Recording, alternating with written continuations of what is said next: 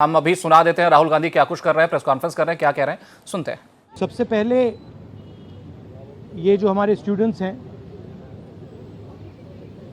इनकी विक्ट्री है, इनकी जीत है,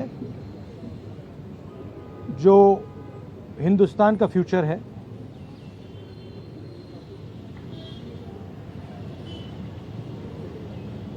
एजुकेशन सिस्टम जो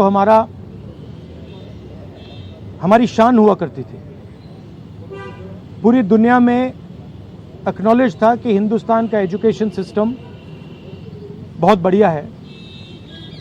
उस पर सालों से आक्रमण हो रहा है, उसको कैप्चर किया जा रहा है, उसको प्राइवेटाइज किया जा रहा है।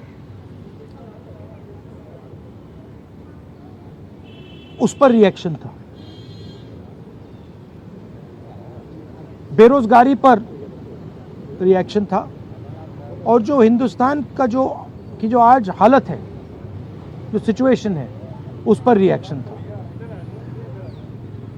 प्रधान एक सिंबल है, करप्शन का सिंबल, एजुकेशन सिस्टम के डिस्ट्रक्शन का सिंबल, इनकॉम्पिटेंस का सिंबल। उसको तो जाना ही था, और अच्छा है कि वो गया। बट अब कॉन्क्रीट स्टेप्स एजुकेशन सिस्टम को बदलने की सरकार को लेने पड़ेंगे। बहुत बड़ा मुद्दा है आरएसएस का जो कैप्चर है हिंदुस्तान के सिस्टम पर, एजुकेशन सिस्टम पर। अगर मोदी जी की गलती है तो उतनी ही गलती आरएसएस की है, क्योंकि दीमक का काम आरएसएस ने किया है। हमारे एजुकेशन सिस्टम को अंदर से खोखला कर दिया है। जो नॉलेज होती है उस पर इन्होंने आक्रमण किया है। तो गहरे स्टेप्स लेने पड़ेंगे। मुझे नहीं लगता है कि ये ले सकते हैं, बट देखते हैं। स्टूडेंट्स की 2 और मांगे थी, उनको नहीं भूलना है। पहली मांग, जिन लोगों ने स्टूडेंट्स पर आक्रमण किया, अटैक किया, मारा, इंप्लीमेंटर्स एंड ऑर्गेनाइजर्स, दोनों पर कार्रवाई होनी चाहिए, और विजिबल कार्रवाई होनी चाहिए। स्टूडेंट्स को दिखना चाहिए कि ये लोग इस कारण पनिश हुए हैं।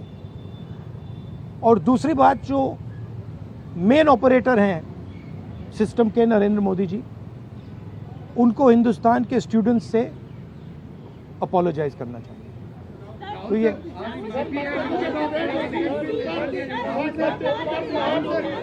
भैया देखिए, एक करके, one at a time. I can't hear.